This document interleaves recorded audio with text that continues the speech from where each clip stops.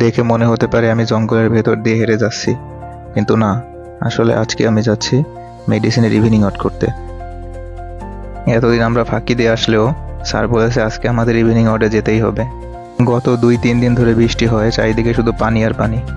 সামনে যে বিল্ডিংটা দেখা যাচ্ছে ওটাই হচ্ছে আমাদের মেডিসিন ইউনিট। বিল্ডিংয়ে ঢুকেই চলে গেলাম দোতলায়, কারণ সেখানেই আমাদের ক্লাস হবে।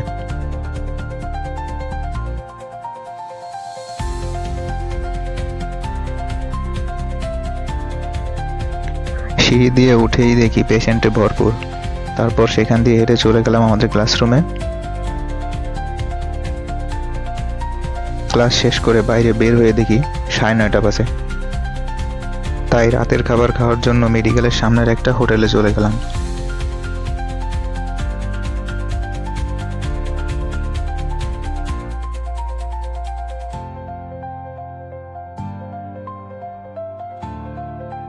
সেখানে গিয়ে খাওয়া দাওয়া শেষ করলাম,